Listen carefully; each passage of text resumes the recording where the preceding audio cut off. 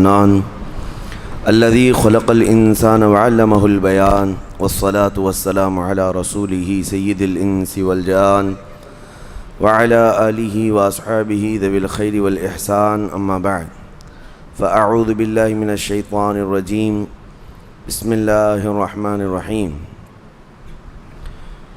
يا أيها الذين آمنوا إذا نودي للصلاة من يوم الجمعة فاسعوا إلى ذكر الله وذروا البيع ذلكم خير لكم إن كنتم تعلمون صدق الله مولانا العظيم۔ بارگاہ رسالت معاب صلی اللہ علیہ وسلم میں درود پاک کا ہدیہ پیش کریں۔ اللہم صلی علی سیدنا و مولانا محمد معدن الجود والکرم وآلہ واصحابہ الکرام وابنہ الکریم وبارک وسلم صلاة دائمة سرمدا ابدا۔ آج رمضان المبارکہ کا یہ آخری جمعہ ہے جس کو جمعۃ الوداع بھی کہا گیا۔ اس جمعہ کی بڑی فضیلت ہے اور اہمیت ہے۔ یہ مسلمانوں کی ہیبت اور مسلمانوں کی عظمت و شان کا مظہر ہے، اور پہلے سے بزرگوں میں اس کے اہتمام کا اور اس جمعہ کے خاص اہتمام کا ذکر ملتا آیا ہے۔ نبی اقدس صلی اللہ تعالیٰ علیہ وسلم اور ان کے صحابہ اور ان کے بعد امت کے اکابرین نے اس جمعہ کا بڑا اہتمام کیا۔ روایتوں میں یہ ملتا ہے کہ پورے رمضان المبارکہ میں جتنی رحمتیں روزانہ اترتی تھیں وہ ساری رحمتیں آج کے دن اللہ اتارتا ہے، اتنی برابر۔ اور نبی اکرم صلی اللہ علیہ وسلم کی ایک حدیث میں یہ بھی ہے کہ اس کی ساعتیں یعنی دن اور رات ملا کر 24 گھنٹے ہوتے ہیں، ان میں سے کوئی گھنٹہ ایسا نہیں ہے جس میں ہر لمحے اللہ کریم 6 لاکھ لوگوں کو جہنم سے آزاد فرماتا ہے۔ ہر لمحہ اس کا اس ماہ مبارکہ کے اس آخری جمعہ میں کاش ہمارا نام بھی وہ آزاد ہونے والوں میں شامل ہو جائے۔ عزیزان گرامی اوقات، ایک روایت یہ بھی ہے کہ آج اللہ کے فرشتے زمین پر اترتے ہیں اور مومنین سے مصافحہ کرتے ہیں، اور شام ہونے تک افطار تک فرشتے ان کی مغفرت کی دعا کرتے رہتے ہیں۔ اللہ کریم میں جس مومن سے ملاقات کیا اس کی تو مغفرت فرما دے، تو اللہ تبارک و تعالیٰ فرشتوں کی سفارش پر ان کی مغفرت کا عام اعلان بھی فرماتا ہے۔ یہ آج کے دنوں کی بڑی خصوصیت ہے، اس لیے اس کا اہتمام بھی کرتے ہیں۔ اور ویسے دنیا بھر میں خصوصیت کے ساتھ آج کے دن کو یوم القدس کے نام سے منایا جاتا ہے۔ یوم القدس کا مطلب کیا ہے؟ رمضان کے آخری جمعہ کو بیت المقدس مسجد اقصیٰ کے تحفظ کی یادگاری کے لیے امت میں اس کو مشہور کر دیا گیا کہ کم از کم امت میں نئے بچوں کو، نئے جوانوں کو، نئی جنریشن کو یہ پتہ لگے کہ بیت المقدس کیا ہے، مسجد اقصیٰ کیا ہے، ورنہ تو یہ قوم بھول جائے گی۔ یہ دھیرے دھیرے ان کے ذہنوں سے ساری چیزیں ختم ہو جاتی ہیں۔ یہاں ہمارے ملک میں رہتے ہوئے اب نئے بچوں سے پوچھیں تو بابری مسجد انہیں نہیں معلوم۔ پرانے لوگ جانتے ہیں جن کے سامنے حادثے ہوئے ہیں، لیکن جو نئے لوگ دنیا میں آتے ہیں یا جوان ہوتے رہتے ہیں تو ان تمام چیزوں سے وہ واقف نہیں ہو پاتے۔ تو یہ علماء کی ذمہ داری ہے اور بڑوں کی یہ ذمہ داری ہے کہ یہ معلومات منتقل کرتے رہیں اپنی جنریشن میں۔ آج یوم القدس کے طور پر دنیا بھر میں اس لیے منایا جا رہا ہے کہ بیت المقدس مسجد اقصیٰ کی حفاظت کا ایک عظیم منصب اور ایک عظیم مفہوم بچوں کے ذہن میں منتقل کیا جائے۔ کیا خبر کہ یہ جو نونہال ہیں، چھوٹے بچے ہیں، ہمارے ہاں آس پاس رہتے ہیں، کیا پتہ ان میں سے کون صلاح الدین بن کر کھڑا ہونے والا ہے۔ صلاح الدین کوئی آسمان سے آنے والے اور زمین سے نکلنے والے مجاہد کا نام نہیں تھا، وہ بھی اسی طرح سے پرورش پانے والے کسی محلے بستی میں رہتے تھے۔ اور صلاح الدین ایوبی نے ان حالات کا سامنا کیا تھا جب عیسائیوں نے بیت المقدس پر زبردستی قبضہ جمایا ہوا تھا، جبکہ حضرت عمر فاروق رضی اللہ تعالیٰ عنہ کے زمانے سے لے کر تقریباً 400 سال تک بیت المقدس پر اذانیں ہوتی رہیں، نمازیں ہوتی رہیں، اور صرف ان عیسائیوں کو وہاں آنے کی عام اجازت دی گئی تھی فاطمی دور میں۔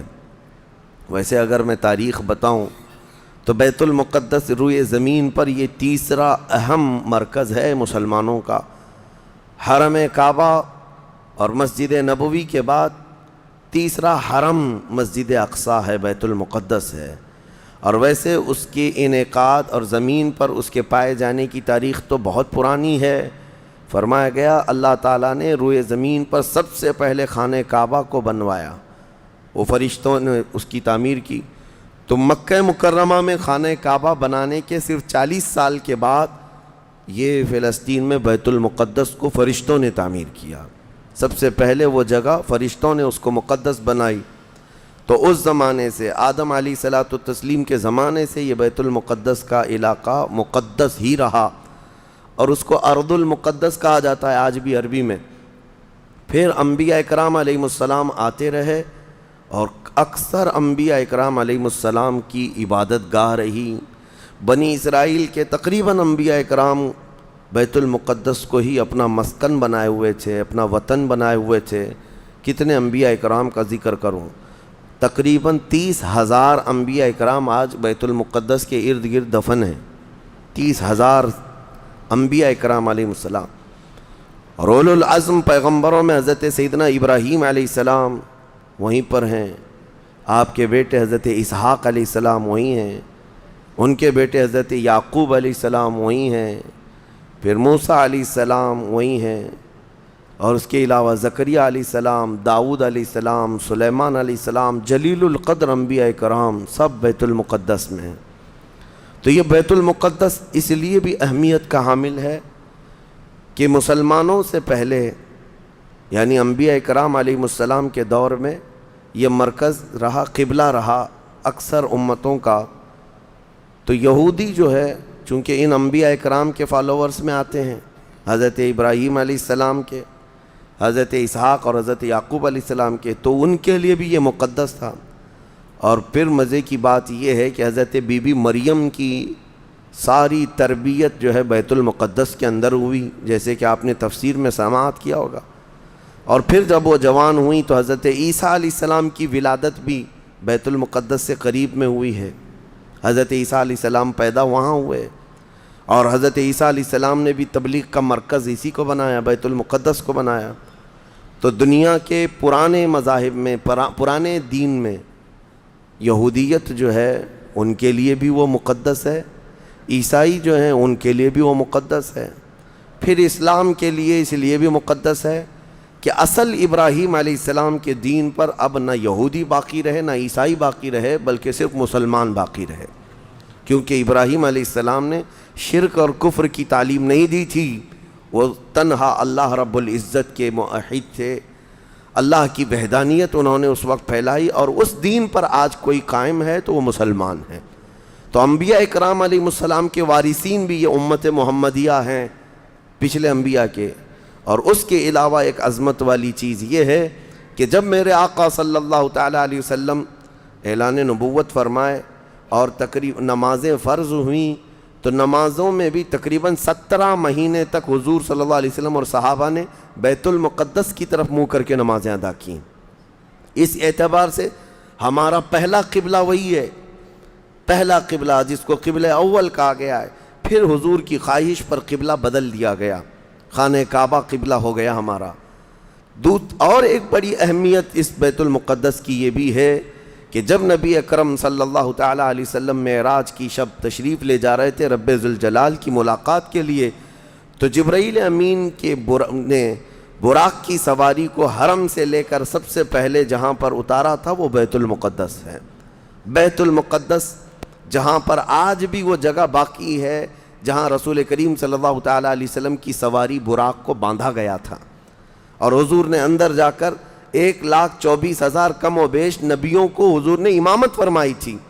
یہ وہ بیت المقدس ہے جہاں سارے نبیوں نے میرے نبی کا خطبہ پڑھا تھا معراج کی شب، اور اس کے بعد رسول اقدس صلی اللہ تعالیٰ علیہ وسلم وہاں سے آسمانوں کا سفر کیے۔ تو بیت المقدس مسلمانوں کے لیے اس لیے بھی اہم ہے کہ میرے آقا کی امامت گاہ بھی ہے اور ہمارا قبلہ بھی ہے۔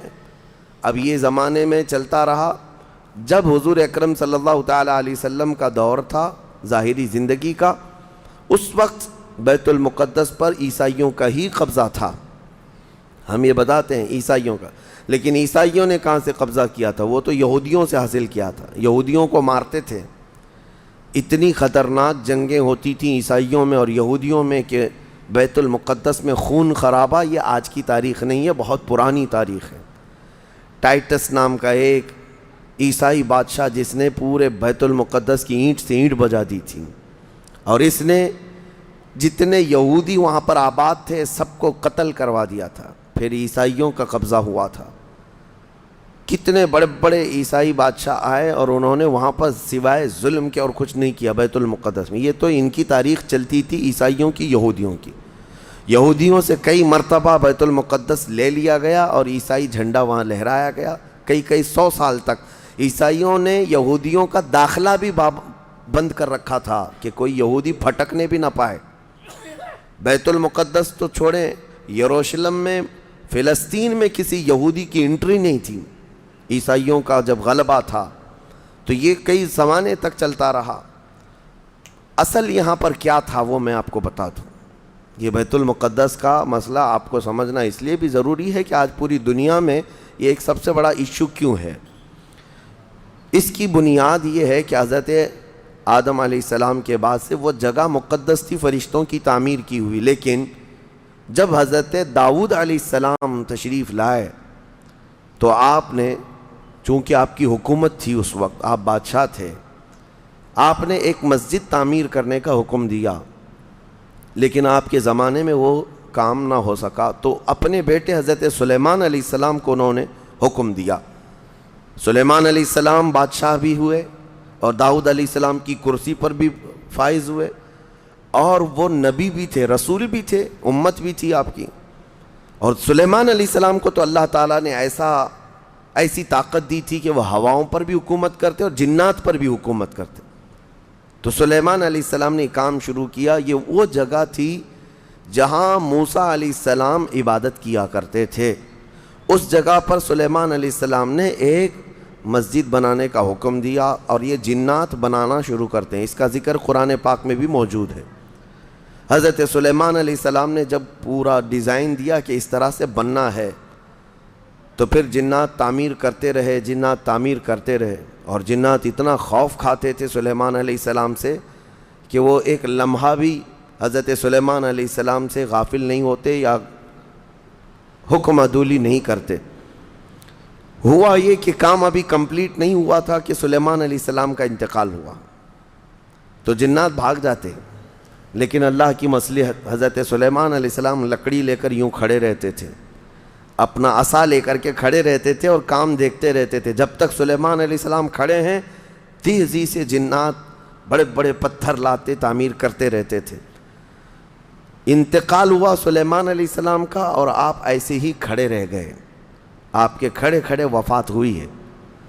اور اس طرح سلیمان علیہ السلام کی وفات کو سالوں گزر گئے لیکن آپ وہاں سے ہٹے نہیں کیونکہ کام چل رہا تھا. قرآن میں ہے، اللہ تعالیٰ فرماتا ہے جب لکڑی کو دیمک کھا گئی، کتنے سال گزر گئے ہوں گے.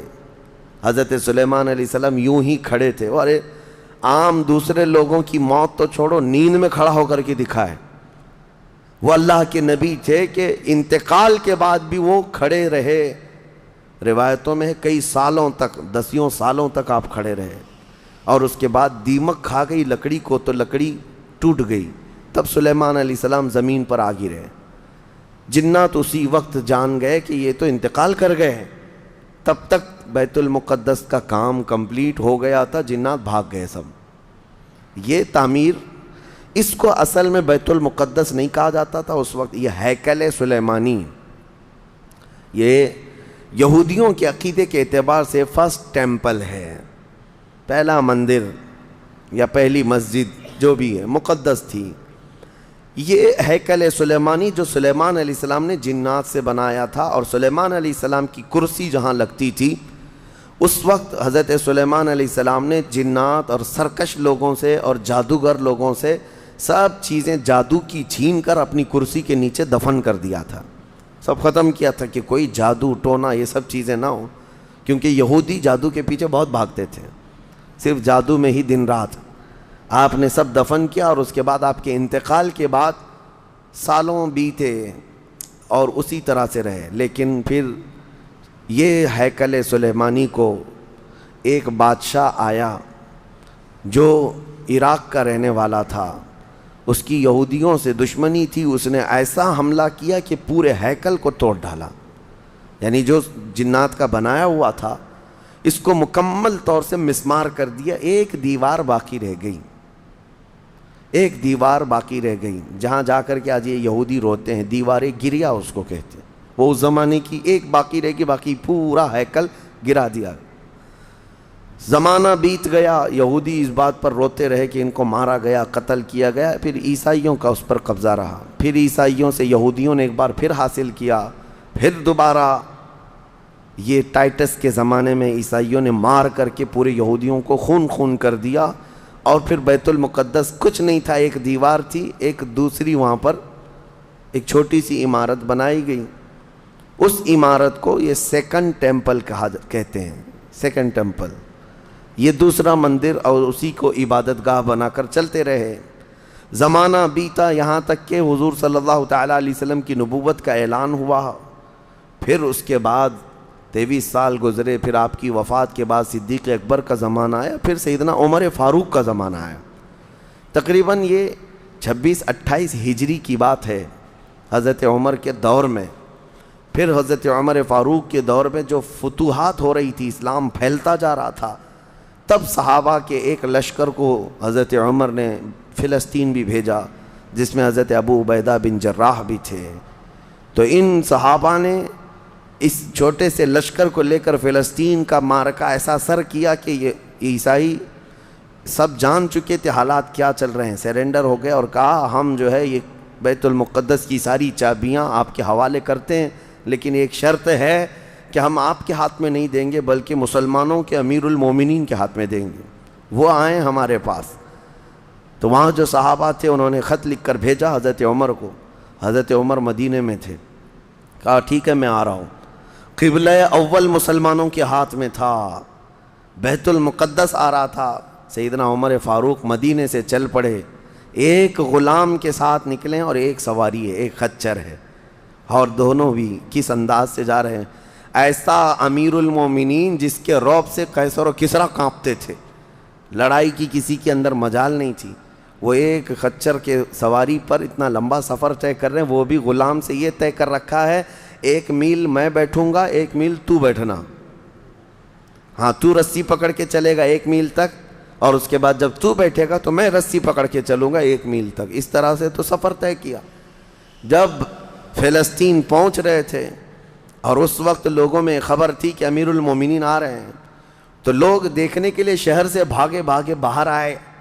اتفاق ایسا کہ اس وقت خچر گھوڑے پر بیٹھنے کی باری غلام کی تھی اور نکیل رسی حضرت عمر کے ہاتھ میں تھی۔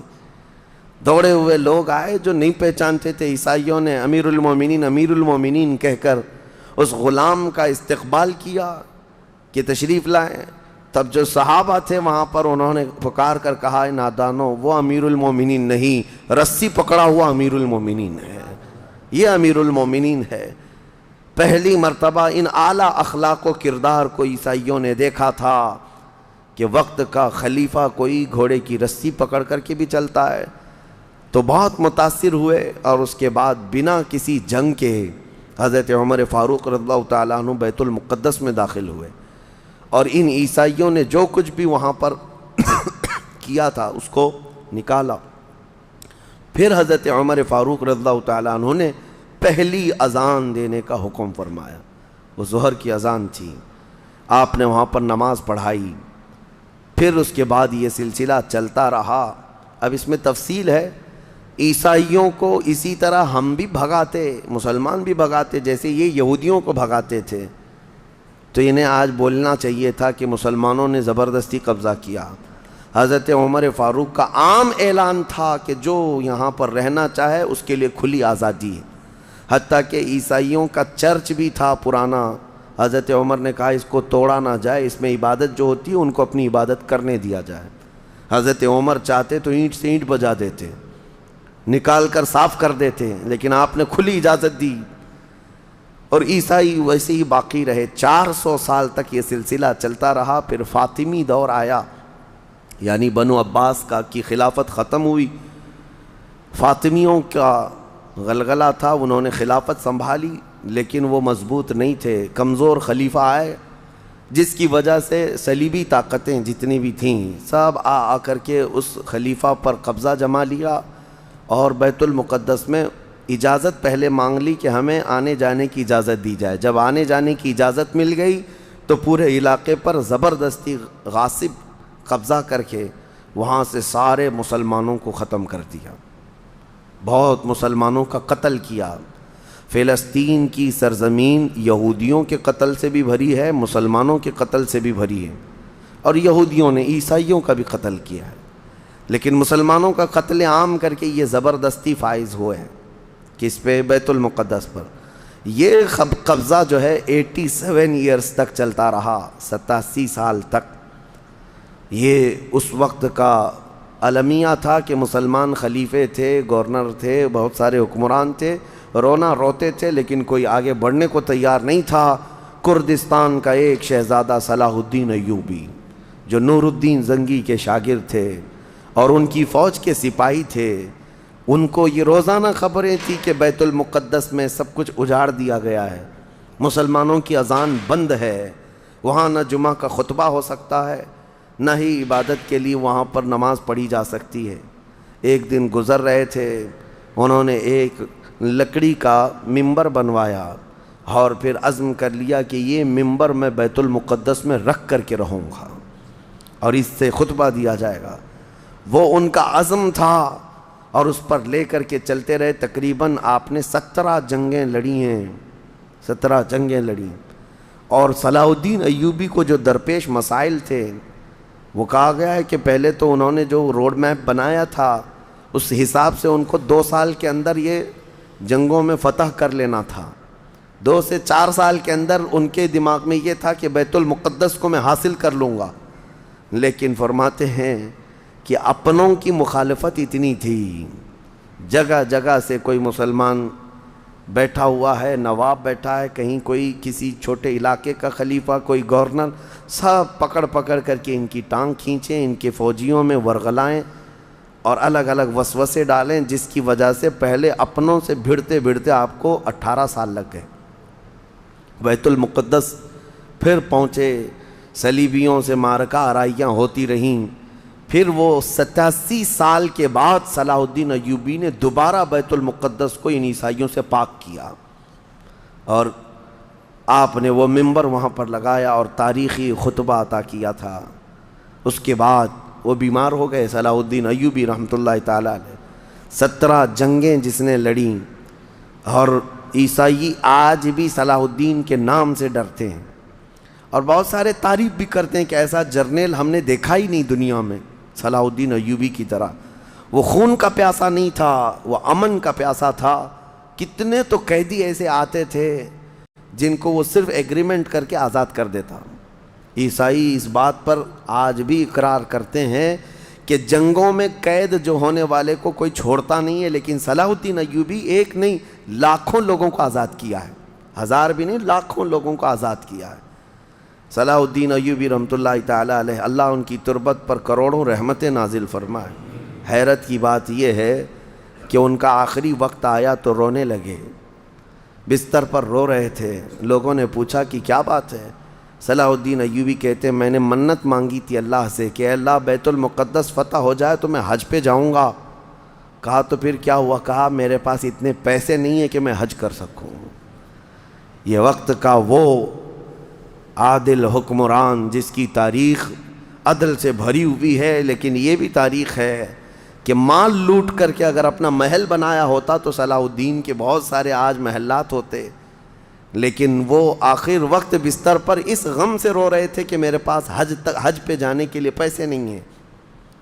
جس کے زیر نگیں کتنے علاقے آتے تھے اس وقت، بہت سارے علاقوں کا وہ خلیفہ۔ لیکن میرے عزیزو، اسلام کی سچی تاریخ ایسے ہی خلفاء سے ہے، ایسے ہی خلفاء سے نظام ہے۔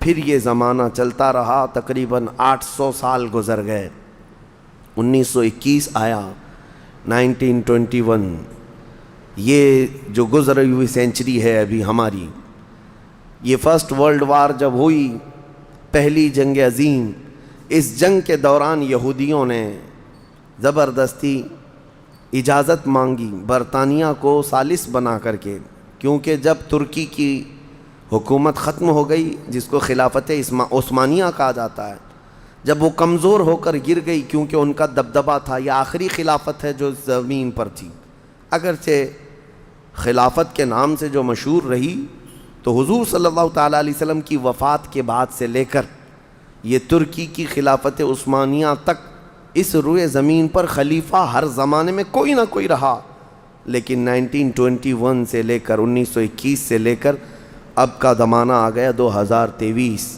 اتنے سال، 100 سال گزر گئے، پوری دنیا میں اب کوئی خلیفہ مسلمانوں کا نہیں رہا۔ بادشاہ تو بہت سارے ہیں، امیر المومنین اور خلیفہ کے نام سے اس روئے زمین پر اب کوئی نہیں۔ ان ظالموں نے ہماری خلافت کے نظام کو مار ڈالا، ختم کیا، خلافت کو زمین سے ختم کیا۔ اب لوگوں کو نیا لگتا ہے کہ خلافت کا مطلب کیا ہے۔ خلافت ایک نظام ہے، پورا نظام ہے۔ جب ڈیموکریسی ایک نظام ہے، کمیونزم ایک نظام ہے، تو اسی طرح سے خلافت جو ہے میرے مصطفیٰ کے نظام کا نام ہے۔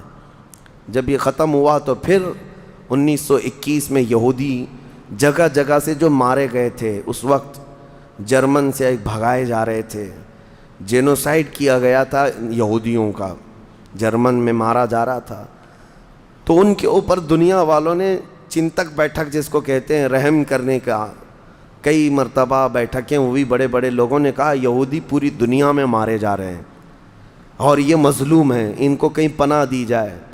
پناہ دینے کے لیے جب بات آئی تو فلسطین کا ایک چھوٹا سا علاقہ 4000 یہودیوں کو رہنے کی اجازت دی گئی۔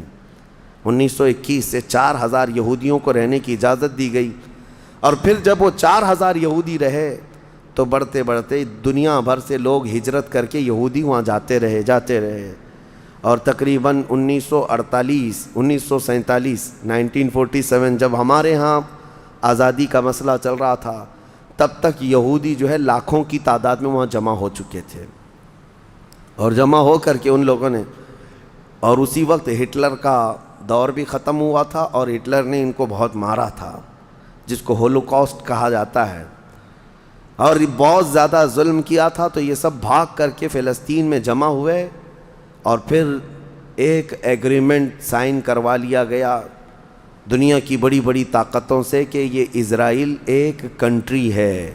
فلسطین کو 2 حصوں میں بانٹ دیا گیا، آدھا عربوں میں، آدھا یہودیوں میں، فلسطین کے 2 حصے کر دیے، تو آدھا یہودیوں کو ملا تو ٹھیک ہے، لیکن اس کے غصے میں عربوں میں جنگ شروع ہوئی۔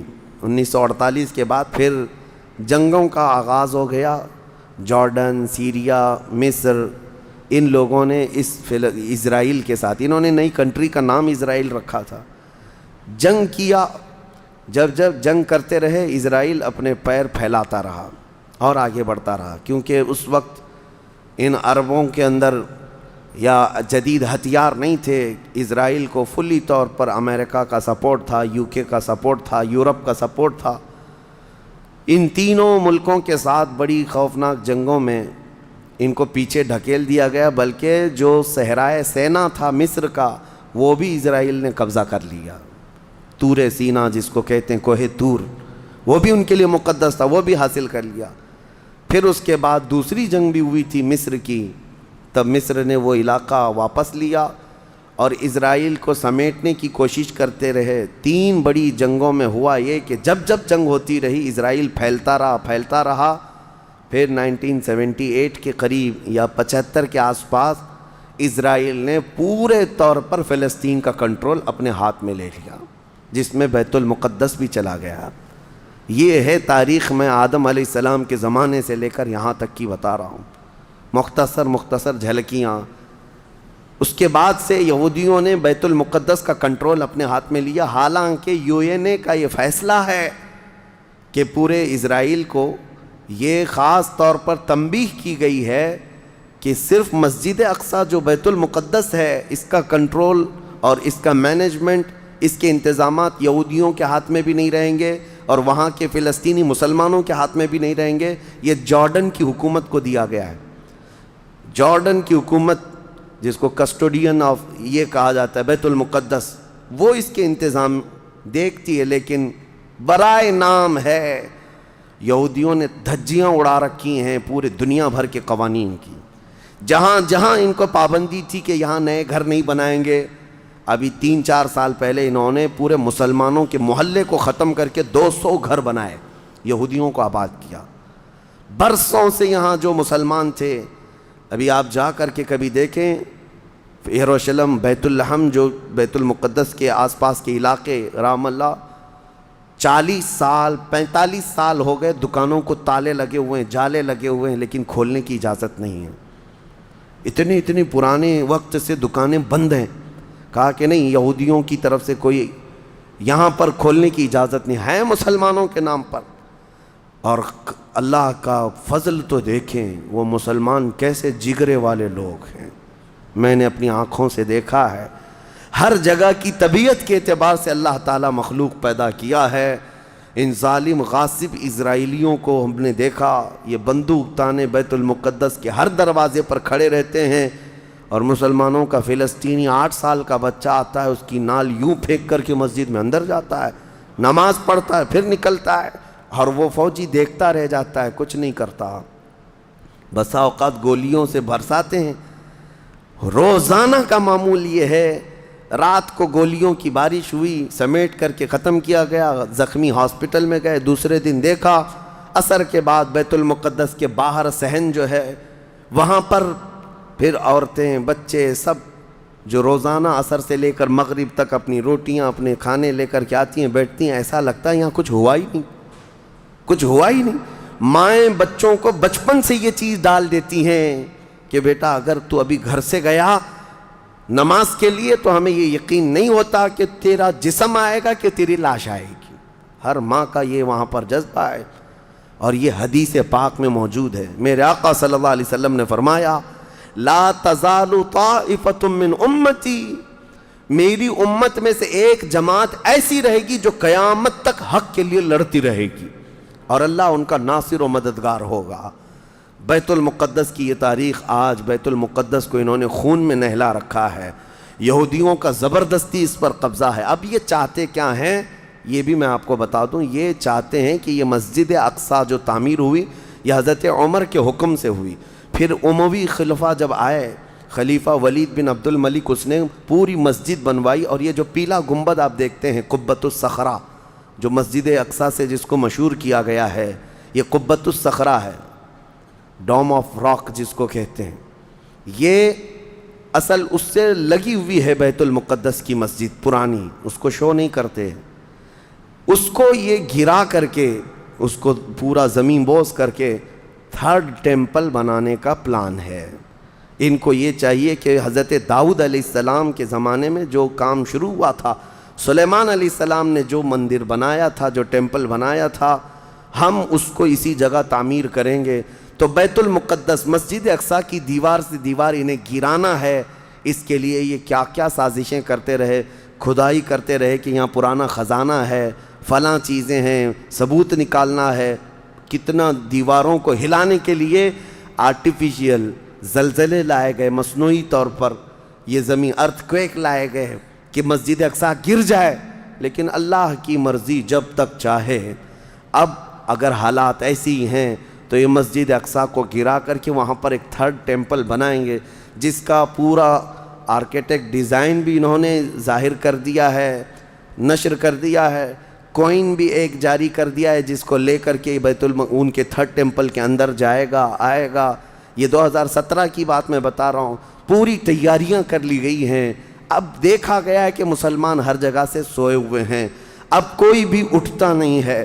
عربوں کے منہ میں تو انہوں نے اپنی زبان رکھ دی ہے، عرب اب بولنے کے قابل نہیں رہ گئے، اور بغل کے جو دیش لڑے تھے پہلے، مصر، سیریا، جارڈن، آج ان کی حالت کیا ہے؟ وہ خود خانہ جنگی میں مبتلا ہیں، آپس کی لڑائیوں میں مصروف ہیں۔ اسرائیل کی غنڈہ گردی اور دادا گیری اس حد تک بڑھ گئی ہے کہ اسے آس پاس کسی کا خوف نہیں۔ ہاں اگر کچھ بولتا ہے تو کبھی ترکی بولتا ہے، ہاں اس کو اپنے اس ملک کے لیے سب سے بڑا خطرہ محسوس ہوتا ہے تو ایران ہے۔ ایران کو اس نے سعودی سے ایسا لڑا کر کے رکھا ہے کہ وہ آپس میں جنگیں کرتے رہیں۔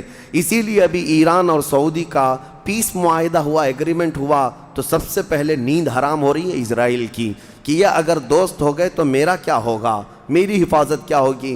اسرائیل حماس کو مدد کرتا ہے، جو غزہ میں ایک علاقہ باقی رہ گیا مسلمانوں کا جو فلسطین کے اندر ہے، جو آج تک لڑ رہے ہیں، آج تک راکٹ داغتے ہیں، اسرائیل کے ساتھ لڑتے ہیں۔ 20,000 کی تعداد ہے وہ بیچاروں کی، 20,000 کی تعداد ہے۔ اب یہ تاریخ اس طرح سے بتائی جاتی ہے، نیوز اس طرح کی ہے، اسے حماس کو اسرائیل مدد کرتا ہے، فلاں مدد کرتا ہے، جو بھی مدد کرتا ہو ہمیں اس سے وہ نہیں، لیکن ایک حق جماعت قیامت تک حق پر قائم رہے گی اور بیت المقدس کے لیے لڑتی رہے گی۔ پھر وہ دن آئے گا جب میرے آقا صلی اللہ تعالیٰ علیہ وسلم کی حدیث پاک ہے، خراسان سے ایک جماعت نکلے گی، خراسان سے ایک جماعت نکلے گی۔ خراسان پہلے کے دور میں رشیا کا کچھ حصہ، افغانستان کا کچھ حصہ، ایران کا کچھ حصہ، ایک پورا بڑا نقشہ ہے، اس کو پرانا خراسان آپ دیکھیں گے۔ خراسان سے ایک جماعت نکلے گی، ان کے ہاتھ میں کالے جھنڈے ہوں گے۔ میرے آقا نے فرمایا وہ اتنی تیزی سے نکلیں گے کہ دنیا کی بڑی سی بڑی طاقت ان کا راستہ نہیں روک سکے گی، اور وہ سیدھے جھنڈے لے جا کر کے بیت المقدس میں نصب کریں گے، اور پھر اسلام کا پرچم وہاں سے بلند کیا جائے گا۔ یہ قیامت کے قریب ہونا ہے۔ اب میں اس بات پر اپنی گفتگو ختم کرتا ہوں۔ دعائیں تو ہیں کہ اللہ تعالیٰ بیت المقدس کو آزاد کرے، لیکن یہودی جتنے دن ناچتے رہیں گے، دندناتے رہیں گے، ایک دن آنا ہے دنیا اوپر سے نیچے ہو جائے، نیچے سے اوپر ہو جائے، مگر میرے مصطفیٰ کا فرمان ہو کر رہے گا انشاءاللہ، اور غلبہ اسلام آ کر رہے گا۔ آج یوم القدس کے طور پر پوری دنیا میں یہ بات منائی جا رہی ہے۔ میں بچوں میں یہ انفارمیشن نقل کرنا چاہتا ہوں کہ بچوں یاد رکھو ہمارا بیت المقدس سے کیا رشتہ ہے، ہمارا کیا تعلق ہے، اور ہمارے لیے وہ کتنی عظمت والی جگہ ہے۔ اس لیے کہ آپ ہندوستان میں ہیں، دور دراز ہیں، کہیں پر بھی ہیں، لیکن روحانی رشتہ تمہارا جب مدینے سے جڑا ہے تو مدینے کے آقا کے فرمان سے بھی جڑا ہوا ہے۔ اللہ کریم ہم سب کو بیت المقدس کے محافظین میں شامل فرمائے۔ قیامت کے قریب امام مہدی کی فوج میں اللہ تعالی ہمارا شمول فرمائے۔ کریم خدا بیت المقدس کو تو آزاد فرما دے، یہودیوں کے چنگل سے اسے آزاد کر دے، فلسطین کے نونہال نہتے بچوں پر مولا تو رحم فرما دے۔ اے کریم خدا ان کے لیے امن و امان والی عید عطا فرما دے، اس رمضان کو مولا ان کی ہاں خوشحالیاں عطا کر دے۔ اے کریم خدا شام، عراق، یمن اور دیگر ممالک اسلامیہ جہاں پر مسلمانوں کی حالتوں کو زار زار کیا گیا ہے، اے رب قدیر اس ماہ مبارکہ کے صدقے ان سب پر فضل فرما دے۔ تیرے حبیب کی امت کو مولا عزت و وقار عطا فرما دے۔ وصلی اللہ تعالی علی خیر خلق محمد وآلہ واصحابہ اجمعین، وآخر دعوانا ان الحمد للہ رب العالمین۔